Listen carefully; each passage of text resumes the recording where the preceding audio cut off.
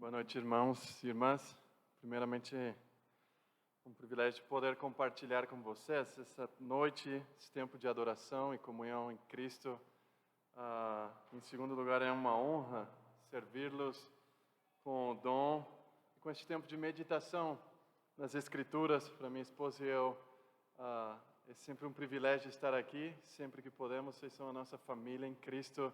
E muito obrigado pelas orações e pelo desejo de nos ajudar e clamar a Deus por nossas vidas. Assim que somos muito agradecidos. Em terceiro lugar, gostaria que vocês tivessem paciência comigo. He passado os últimos 3 anos falando inglês e espanhol. Falo um pouco em casa. Assim que se vocês fizerem alguma cara estranha é porque eu falei alguma palavra errada, diferente do português, que vocês estão habituados a escutar aqui no púlpito. Mas esperamos que o Senhor nos ajude a entender seus propósitos no meio do sofrimento. E nessa noite eu gostaria de ajudá-los, os irmãos, primeiramente a entender um pouco e a prepará-los o que significa o sofrimento. Vivemos numa época onde todos estão sofrendo, ou alguns já sofreram, ou ainda alguns irão sofrer. E eu gostaria de que nessa noite eu possa ajudá-los a sair daqui animados, não que vai mudar a situação de vocês, mas que o coração esteja preparado para enfrentar as adversidades conforme a vontade de Deus, sabendo que Ele controla todas as coisas e com uma visão mais grande, mais ampla e mais fortalecida de quem é Deus no meio do sofrimento, no meio das adversidades. Nessa manhã, o pastor Tiago, ele falava a respeito de um diálogo entre Nicodemos e Jesus. Nosso texto de hoje, nesta tarde, que vamos ver é o diálogo de uma pessoa que está sofrendo, um diálogo com ela mesma e com Deus. E esse é o chamado dessa noite. Tanto eu como vocês possamos ter um diálogo ainda maior entre nós e com Deus. Por isso eu lhe peço que possam abrir Salmo 42, um salmo muito cantado, muito conhecido e talvez pouco entendido entre muitos cristãos. Mas vamos ver como o salmista, numa conversa privada, ele exorta a sua alma para que não cede aos enganos e ao fatalismo e a não ser um vitimista de todas as situações. Vamos ler somente os 5 primeiros versículos, mas tenha em mente Salmo 42 e 43, é um mesmo salmo, ainda que nossas Bíblias estão separadas, mas é o mesmo salmo. E o salmista diz assim: como suspira a corça pelas correntes das águas, assim por ti, ó Deus, suspira a minha alma. A minha alma tem sede de Deus, o Deus vivo. Quando irei e me verei perante a face de Deus? As minhas lágrimas têm sido o meu alimento dia e noite, enquanto me dizem continuamente: o teu Deus, onde está? Lembro-me destas coisas e dentro de mim se me derrama a alma, de como passava eu com a multidão do povo e os guiava em procissão à casa de Deus, entre gritos de alegria e louvor, multidão em festa. Por que estás abatida, ó alma minha? Por que te perturbas dentro de mim? Espera em Deus, pois ainda o louvarei, e Ele, meu auxílio e Deus meu. Vamos orar. Pai, Tu que estás nos céus, entronizado pelos teus anjos e querubins e serafins, e que eres o Deus Todo-Poderoso, te rogamos que fale conosco nesta tarde, que abra nossos ouvidos, nossos corações, nossa mente e revele a Tua grandeza, para que possamos entender-te, amar-te e te desejar mais do que o ouro, do que a prata, do que qualquer outra coisa. E que possamos, Senhor, como salmista, esperar em Ti, em Cristo Jesus. Amém. Irmãos, deixa-me começar este texto, este sermão, este estudo, com algumas perguntas, de modo que possamos examinar como nós estamos enfrentando as adversidades, como nós estamos enfrentando tempos de crise. O que você faz quando a crise bate à sua porta, quando as adversidades chegam diante de ti? O que você faz? Como você reage? Quais são as palavras que você usa? Como o evangelho que você tem pregado para você mesmo diante dos tempos escuros, aflições e de dores? A pergunta para nós é: como você vê a Deus nos dias de aflições? Quem é Deus quando tudo parece desmoronar? O que mais a tua alma anela nos momentos mais difíceis? No meio das adversidades em que nós encontramos o que nós realmente desejamos? Quais são os argumentos que você usa para entender o que o sofrimento está fazendo com a sua vida? Quais são teus argumentos para a sua alma e a sua mente para enfrentar o sofrimento? Como você responde à dor?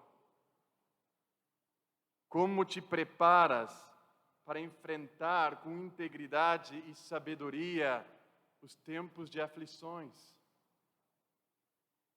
Como estamos meditando no Evangelho de Jesus Cristo, para que quando cheguem as aflições, o dia mau, nós possamos estar de pé e responder fielmente a palavra do Senhor? Irmãos, porque eu e você nunca chegamos ao sofrimento de mãos vazias. Nós nunca enfrentamos o sofrimento com uma mochila vazia, senão que nós trazemos ao sofrimento uma mochila cheia de experiência, expectativas, suposições, desejos, intenções e decisões. Porque as nossas vidas são moldadas não apenas pelo que nós sofremos, senão pelo que nós trazemos ao sofrimento. A forma como você lida com o sofrimento será diferente da forma como você entende o que a Bíblia diz a respeito do sofrimento. Por isso necessitamos entender, estar convencido que ser um cristão maduro ou um cristão imaduro necessita estar em harmonia com o que nós vemos e como respondemos às dificuldades da vida. Como nós lidamos com a morte, com o luto, com a tristeza e com a dor. Por isso nós precisamos desesperadamente uma perspectiva bíblica a respeito do sofrimento.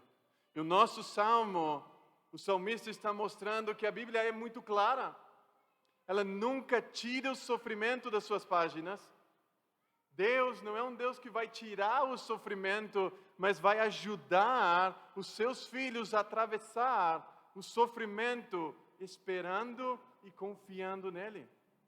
Deus nunca, irmãos, quando eu tinha dores em uma das minhas cirurgias, falando com um dos pastores em Capitol Hill, ele disse para mim: Igor, Deus nunca prometeu que te daria uma vida satisfatória, sossegada, uma vida boa aqui nessa terra. Em nenhuma página das Escrituras ele disse que a tua esposa viveria para sempre. Em nenhuma página das Escrituras nós entendemos ou lemos que o meu filho viverá para sempre, que eu terei saúde para sempre. Mas uma coisa ele disse, e ele promete, que ele estará conosco todos os dias da nossa vida. E essa é a grande esperança que não só os homens das Escrituras experimentaram, mas nós, você e eu, podemos experimentar se estamos em Cristo. Por isso, irmãos, sofrimento não é apenas dor, porque a dor é uma coisa boa. A dor, ela mantém nosso corpo às vezes saudável, ela treina os nossos reflexos e coordenação, ela ensina o nosso corpo que deve ser evitado, a não ir aos extremos. O nosso verdadeiro problema não é a dor que enfrentamos, mas é a dor sem sentido. É quando não encontramos respostas para aquilo que estamos enfrentando. É quando essa dor ela é arbitrária, quando a dor é causada deliberadamente por outros, por uma enfermidade, pela morte, pela opressão e pelo mundo caído que vivemos. Quando não encontramos respostas, é quando sofremos, é quando não entendemos.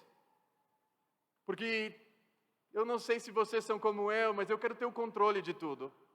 Todo ser humano quer ter o controle de todas as coisas que passam neste mundo. E quando perdemos o controle é quando nosso mundo cai. Quando nós perdemos o trabalho e pensávamos que jamais perderíamos o trabalho. Sou tão capacitado, como perdi o trabalho? Meu esposo tão forte, tão saudável, como passa por tantos problemas? Ele estava forte ontem, um vírus acabou com a sua vida. Quando nós perdemos o controle do universo ou da nossa vida, então que nós não entendemos as coisas e às vezes questionamos a Deus. Por que Ele não nos responde? Mas a dor é um sistema de alerta de Deus para nós. A dor serve para nos avisar de que algo está errado. A dor é uma mensagem de Deus dizendo, procura ajuda. Algumas vezes médicas, mas acima de tudo, ajuda daquele que é o único que pode confortar a minha alma, confortar o meu coração, animar o meu ser, levar meus olhos à glória. Quando o sofrimento invade as nossas vidas, quando o sofrimento bombardeia quem nós somos ou quem conhecemos, é quando naufragamos muitas vezes. É quando a nossa embarcação cai e não conseguimos nos levantar. Nós precisamos entender e lembrar que o objetivo da Bíblia para lidar com o sofrimento não é um chamado para entender tudo o que está acontecendo conosco, mas um chamado para confiar, um chamado para esperar. Somos ensinados a confiar e a esperar e aprender quem é Deus. E com base nessa confiança, somos chamados a perseverar até o fim e andar como o livro de Jó. Nós lemos todo o livro de Jó e nunca encontraremos uma resposta de por que Deus permitiu que Satanás fizesse o que fez com a vida de Jó. Deus nunca respondeu a ele, bom, Jó, eu fiz isso para mostrar algo para você. Deus não precisa fazer isso. O que Ele manda nós fazermos é confiar nele e entender o que Ele vai fazer e o que Ele está fazendo na nossa vida. É como um homem que encontra uma lata velha e começa a bater nessa lata. E alguém vai olhar e dizer, nossa, mas por que você bate tão forte nessa lata velha? O que você quer fazer? Você não está fazendo nada, você apenas está amassando essa lata. Mas esse homem que está batendo a lata, o que ele está fazendo é fazer uma escultura. Que ao final entenderemos como ficou essa escultura. E é isso que Deus está fazendo conosco. Às vezes Ele usa Satanás para nos bater, para fazer doer o nosso coração, sangrar a nossa alma, para que você e eu sejamos transformados à imagem de Jesus Cristo. E um dia nos apresentará diante de Deus, perfeitos e gloriosos. Mas até lá, nós precisamos lidar com essa dor. E nós encontramos no Salmo 42, um salmista confrontando a si mesmo, desafiando todo o seu conhecimento a respeito de Deus e da vida e dos problemas. Encontramos um salmista acostumado a estar com a congregação dos santos, cantando, adorando ao Senhor em Jerusalém, no templo, mas agora ele se encontra longe deste lugar de adoração. Possivelmente estava em terras estranhas, talvez no exílio, talvez fugindo dos seus inimigos. Não sabemos, o texto não nos diz onde estava, mas ele está sendo perseguido, há inimigos. e mais que tudo, ele está longe de Deus.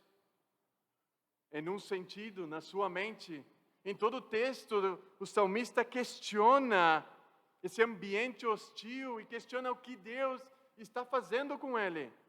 Por que Deus está permitindo que ele passe por esses momentos? E a diferença do salmista é que muitas vezes eu e você enfrentamos o pecado ou enfrentamos os problemas ou as situações difíceis de maneira passiva. Nós nos paralisamos quando o sofrimento bate à nossa porta. E não é esse o chamado das Escrituras, paralisar. A confiança não é simplesmente sentar e esperar que tudo se resolva. A confiança muitas vezes é lutar com Deus para saber o que Deus está fazendo conosco e entender quem Ele é. O salmista, ele está gritando sinceramente e ele articula os seus sentimentos, as suas frustrações, as suas tristezas, mas mais que tudo, ele pede auxílio ao Senhor. Irmãos, no versículo 3, ele vai dizer que as minhas lágrimas têm sido o meu alimento, dia e noite. Depois de participar em festivais de adoração, de alegria, agora esse homem está experimentando as lágrimas, a tristeza e coisas que ele vai dizer. Olha as perguntas que ele faz no versículo 2: quando irei e me verei perante a face de Deus? Quando? Quando isso irá acontecer? O teu Deus, onde está? Dizem os meus inimigos. Onde está o teu Deus? Mas em contrapartida, às vezes ele mesmo pode se questionar: onde está o meu Deus que estou sofrendo tanto? Onde está o Deus que me protege? Onde está o Deus que às vezes nós criamos, que tem que fazer de tudo para me satisfazer? O salmista vai perguntar também: por que estás abatida, ó alma minha? Por que te abates? Se tu conheces quem é Deus, por que te abates? Por que te perturbas? Por que te moves? Por que sais de um lugar de refúgio? Digo a Deus, minha rocha, por que te olvidaste de mim?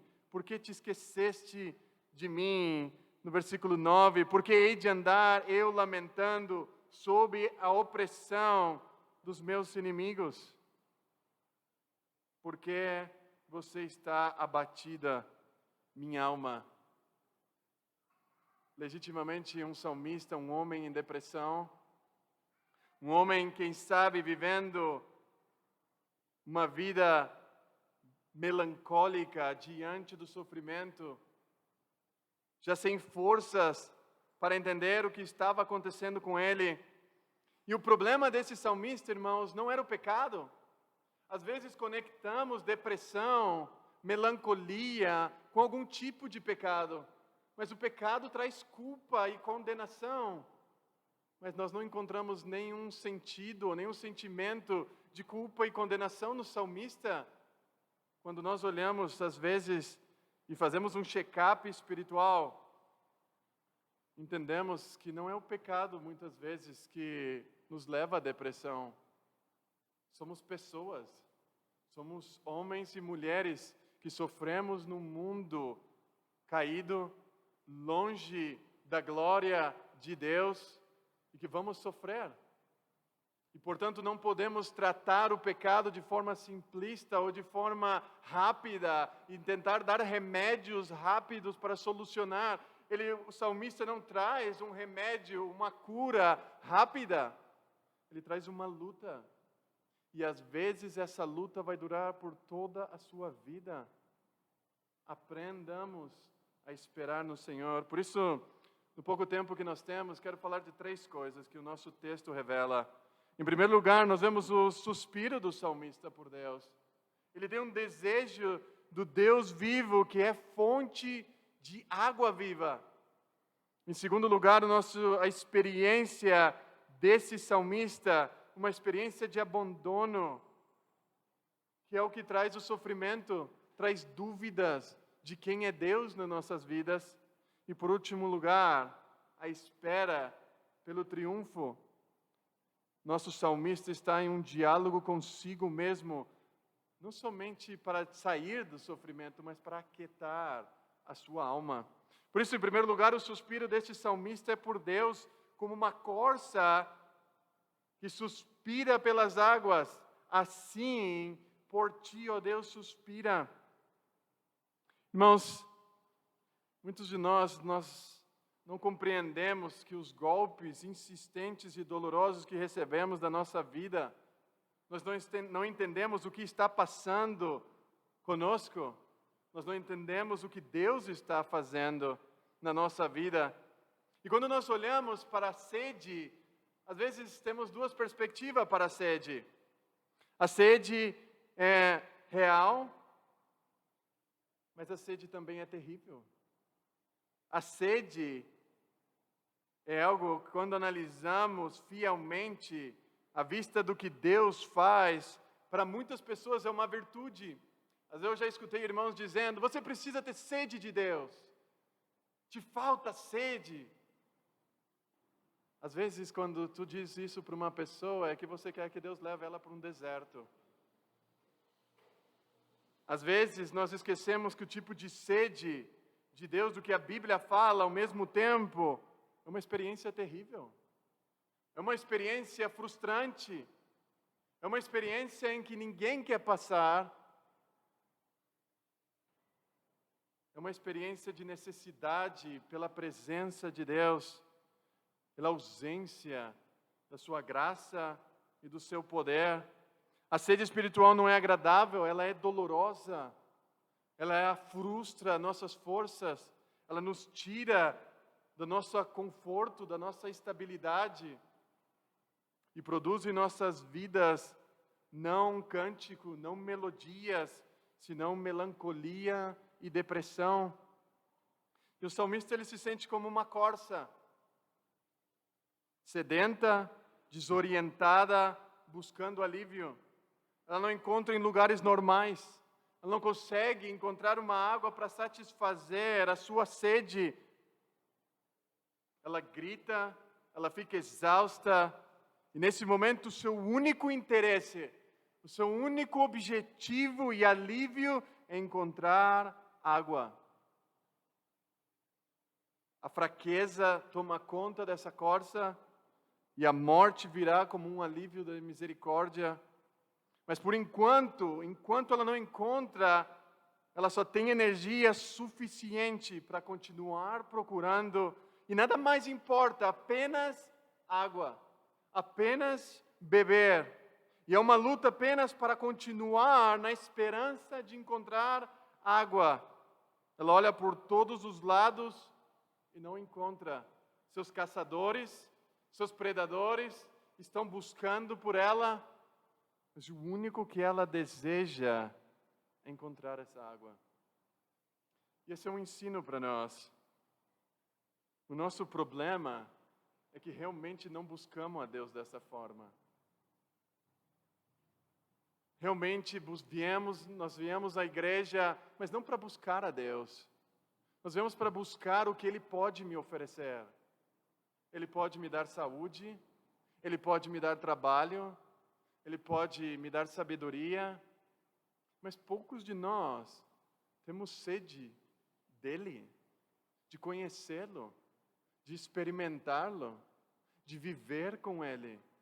Poucos de nós temos sede de entender quem Ele é. Eu posso falar com vocês durante muito tempo, e muito poucos de vocês me falarão de quem é Deus, como Ele é. Talvez muitos de vocês passaram por problemas esses últimos anos. E poucos de vocês falaram de Deus para as pessoas que estavam sofrendo. Poucos de vocês devem ter falado de quem é Deus. Eu passei nesses últimos 3 anos fazendo cirurgias nas minhas costas, nos meus olhos, no meu ombro. Pouca gente me falou de Deus. Alguns somente falavam que Deus iria fazer. Deus vai fazer isso, Igor. Eu dizia: você não sabe? E se Ele não quer fazer? Eu quero é Ele. Deus me levou para momentos tão escuros da minha vida para estar com Ele. Não somente para ter o que Ele quer dar. Eu quero estar com Ele. Eu quero estar na sua presença. Ele me levou a ter sede. Eu não encontrava de madrugada, 5, 6 horas da manhã, durante 5 meses da minha vida, sem dormir. O único que eu precisava era estar com Ele. Quando eu aprendi, meu professor no seminário, Paul Tripp, ele começou a dizer: Igor, aquieta a sua alma. Nas nossas classes, aquieta a sua alma e espera nele. Porque o único que você precisa neste momento é dele. Não a sua bênção de cura, não que ele vai tirar dessa situação. O que nós precisamos é estar com ele. E nós vivemos num paradoxo aqui. Porque o salmista, ele sabe muito bem que Deus está em todas as partes. O salmista sabe muito bem que Deus se encontra onde o seu povo está. Que não há um lugar onde a onisciência de Deus, a onipresença dele não esteja. Mas ao mesmo tempo, quando estamos nos sofrendo, nós não sabemos onde está Deus. Nós perdemos o nosso norte. E no outro paradoxo é que os incrédulos, ou nossa própria consciência diz: Deus te abandonou. Abandona Ele também. Deixa Ele. E então começamos a jogar com Deus que Ele está obrigado a demonstrar sua glória, seu poder e a sua presença para nossas vidas todo o tempo que nós queremos. No meio do sofrimento, nós invertemos a Deus e nos colocamos no lugar de Deus e dizemos: Deus, tu tem que fazer o que eu quero. Já não mais a tua vontade seja feita, Senhor. É interessante que a pergunta, ao mesmo tempo, nós sabemos a resposta. Deus, Ele está aqui. Quando nós oramos, quando nós sofremos, os propósitos de Deus para os nossos sofrimentos, revelado na sua palavra, não é um substituto para a fé, mas é uma evidência da nossa fé. Quando estamos sofrendo, é quando realmente cremos que Ele está conosco, que Ele está trabalhando, que Ele está fazendo o que nós não podemos ver. Um amigo meu dizia: Igor, talvez você possa ver Deus trabalhando uma coisa na sua vida, mas Ele está fazendo 10.000 coisas no seu ser, na sua mente, no seu coração, que somente no final da sua carreira você vai entender. Talvez você chegou aqui sem esperança. Talvez nessa tarde você está chegando dizendo: o que Deus está fazendo na minha vida? O que Deus está fazendo comigo? Talvez você não pode ver. E o chamado às Escrituras muitas vezes não é compreender o que Deus está fazendo, mas confiar que o que Ele fará é melhor do que tu e eu poderíamos fazer. Em segundo lugar, é uma experiência do salmista, é uma experiência de abandono. Olha os sintomas dessa experiência. O salmista a alma dele está decaída, ele está frustrado com as bênçãos de Deus. Houve um tempo em que ele estava cheio de alegria, mas agora a sua alma está perturbada. A sua alma não tem descanso, está a ansiedade tomando o seu coração, as suas emoções não conseguem descansar. As lágrimas, o lamento e o sofrimento, no capítulo 10, no versículo 10, ele vai dizer que como aquele que feriu os meus ossos, os seus ossos estão todos doídos, ele está sendo todo quebrado, a sua situação afeta todo o seu ser, e ele clama por quê? O desânimo não desaparece, as forças, as energias já não estão. O único que ele questiona é por quê? Por que você não está aqui? Por que você não está me ajudando? Ele está privado de estar com os santos, ele está privado de ir ao culto público e adorar a Deus. Ele está sofrendo numa terra onde, quem sabe, os cantos de louvor da congregação, a palavra ministrada, a comunhão dos santos, as instruções e as orações dos santos não são ouvidas. Porque no meio da diversidade, o único que nós nos sentimos é só. A solidão amarga a nossa alma e nós vemos: ninguém me ama, ninguém me quer, ninguém me telefona. Por isso, quando nós pensamos, irmãos, quão importante para o bem-estar da minha alma é a comunhão dos santos, a comunhão com a igreja. Às vezes, é somente quando nós somos privados da comunhão é que percebemos o quanto nós precisamos dessa igreja, o quanto nós precisamos dos irmãos. Às vezes a autossuficiência nos faz pensar que nós não precisamos da oportunidade regular de adorar e colocar no nosso coração a exposição da palavra de Deus. Às vezes nós pensamos que estar sozinhos, orando, substitui estar no culto, cultuando com os homens de Deus. Às vezes, por causa do vírus, nós não queremos vir à igreja. Mas quando te dá conta de passar tempo sozinho, escutando por internet a palavra do pastor, não ouvindo as orações, não ouvindo a voz das crianças, a voz de louvor, o canto congregacional, é quando a nossa alma seca, o nosso coração sangra. Então, quando nós percebemos a importância da igreja para nossas vidas. É quando vivemos num ambiente hostil, todos os dias os nossos inimigos dizem: onde está o teu Deus? O que Deus está fazendo num tempo de pandemia? Onde está Deus trabalhando? Você já te questionou o que Deus está fazendo nesses últimos 2 anos? O que Deus está fazendo com o seu povo?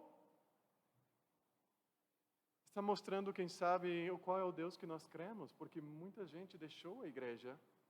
Outros desconfiam de Deus.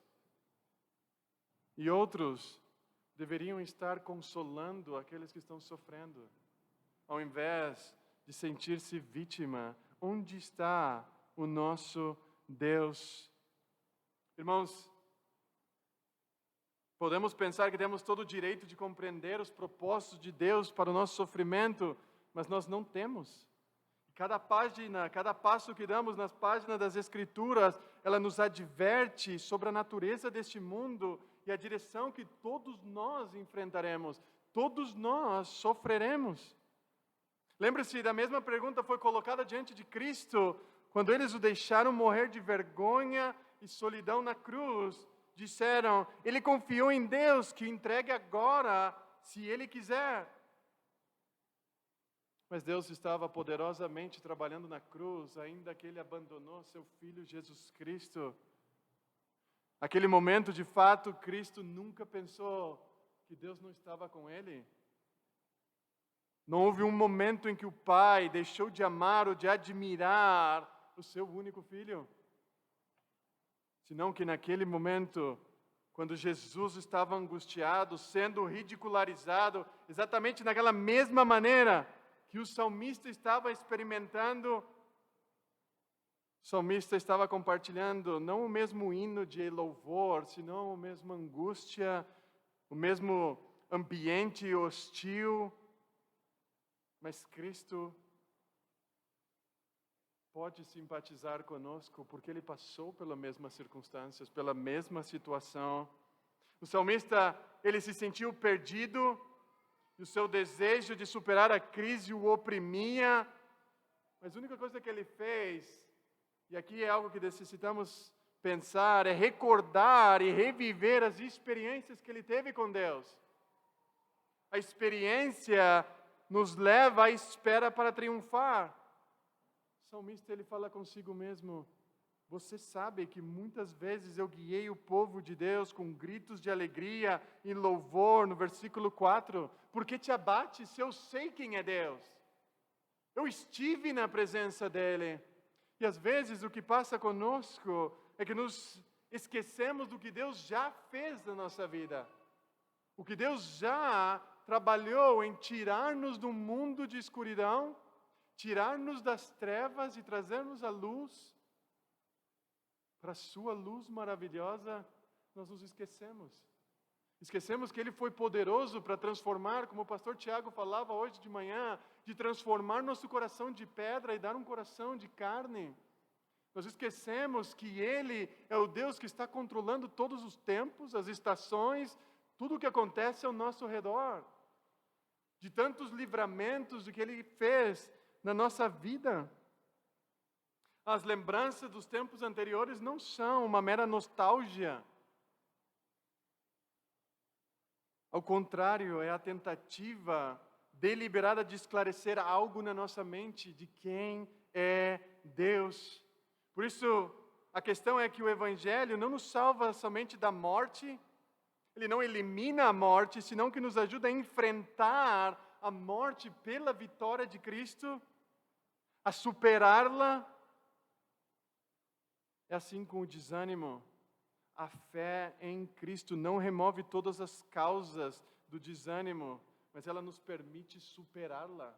Ela permite enfrentar com uma realidade santa, íntegra e piedosa. Por isso o remédio bíblico para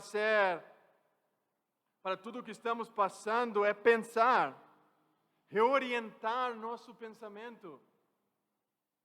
Se a minha alma está desanimada e abatida, e eu pergunto por quê, não está sugerindo somente um desânimo, mas em contrapartida está dizendo, espera, ó alma, por que te abate se Deus é todo-poderoso e nós já experimentamos o seu poder?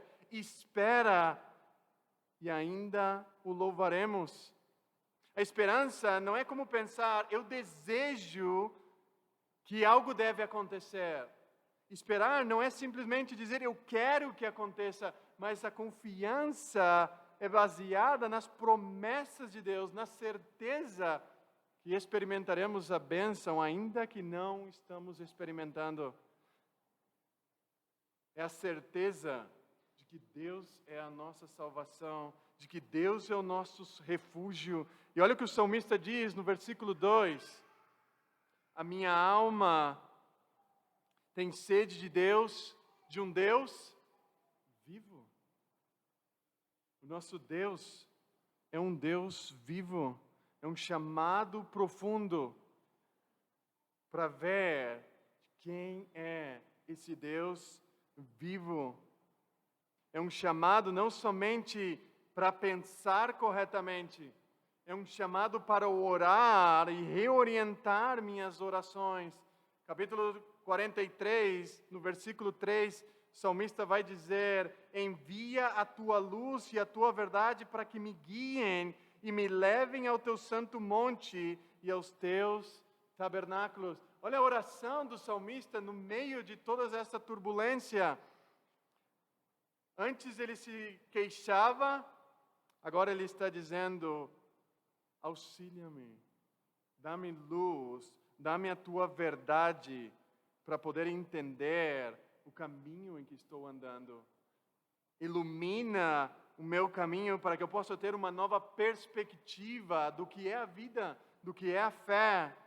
E por isso mesmo no meio do desânimo, o salmista não está impedido de ser esmagado pelo sofrimento. E o que o mantém é o conhecimento de Deus, do que ele recebeu através da palavra de Deus. Nossas orações, nossos pensamentos devem estar cheios do que as Escrituras dizem de quem é Deus. É isso que nos sustentará no meio das provações. Mas não somente ele deve pensar melhor e orar melhor, mas ele precisa ver e ter uma visão de o que Deus está fazendo. Ele precisa olhar ao seu redor, ele precisa olhar para dentro de si, mas ele precisa colocar os seus olhos em Cristo. Ele precisa olhar para aquele no qual ele tem que louvar, no qual a sua esperança está. Nossa esperança, irmãos, não está no presidente da República. Nossa esperança não está em melhores escolas. Nossa esperança está em Cristo. A nossa esperança está naquele que morreu na cruz do Calvário, ressuscitou ao terceiro dia, venceu a morte não foi capaz de sostener a ele no inferno, a morte não pôde ficar com Cristo. Ele venceu a morte. Ele ressuscitou e está sentado à direita de Deus Pai Todo-Poderoso. Ele é o Deus da vitória. Ele é aquele no qual nós podemos esperar. O desânimo, ele nos diz que nós não podemos ousar pensar adiante. O desânimo, ele nos priva de entender quem é Deus, do que Ele fez no passado, do que Ele está fazendo e do que Ele ainda fará. O desânimo só nos permite vislumbrar o futuro sobre a pálida luz do presente. Nós não conseguimos ver que a glória de Deus está vindo. Mas, irmãos, a palavra de Deus nos encoraja a olhar o presente, o que nós estamos enfrentando hoje, sobre a luz brilhante do futuro. Por isso, qual é o evangelho que você está pregando para você hoje? Qual tipo de evangelho você prega? Um evangelho de solidão, de incapacidade, ou o verdadeiro evangelho da presença de Deus? O evangelho do poder e da provisão constante do Senhor para nossas vidas? Você está pregando para si mesmo um evangelho que produz medo, timidez, ou um evangelho que te impulsa com coragem e esperança para enfrentar as situações? Você está pregando para si mesmo de um Deus distante, passivo, incapaz, desinteressado? Ou está pregando de um Deus próximo, atento, ativo, sábio, em que te pode fazer descansar? Um evangelho que produz pouco de ânimo, um evangelho que tem as respostas para a eternidade. Irmãos, assim como o salmista, a verdadeira realidade que enfrentamos é qual é o evangelho que você prega para si mesmo quando enfrenta os sofrimentos. Como salmista, todos nós podemos ter bons motivos para desanimar e ter sede da presença de Deus, mas nós temos uma razão ainda melhor para sermos encorajados, porque nós sabemos que Cristo veio para compartilhar profundo desânimo de um mundo caído, quando Ele recordou na cruz do Calvário: eu tenho sede. Estava tão longe da presença de Deus. Cristo provou daquela desolação espiritual que não é mais necessário ser saboreada. E Ele disse em João capítulo 4, quem beber da água que eu lhe der, nunca terá sede, mas a água que eu lhe der será nele um poço de água que brotará para a vida eterna. Talvez você que nos visita nessa noite, eu rogo para você que hoje você venha a Cristo. Sem Ele, você não tem como enfrentar os sofrimentos desse mundo.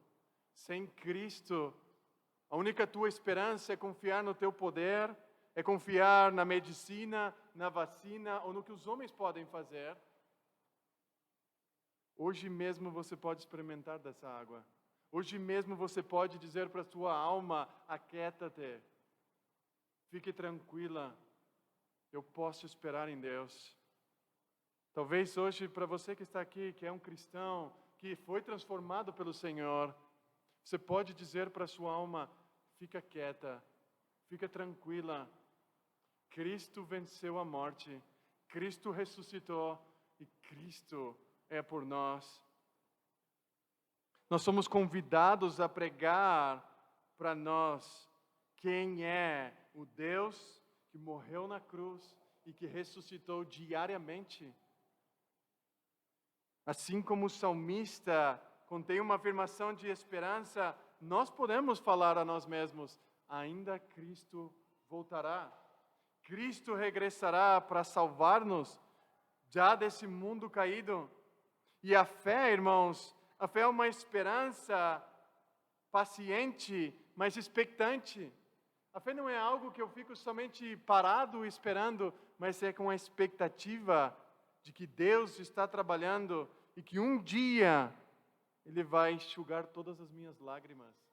Um dia já não haverá mais sofrimento. Um dia já não haverá mais aflições. Um dia Ele nos resgatará.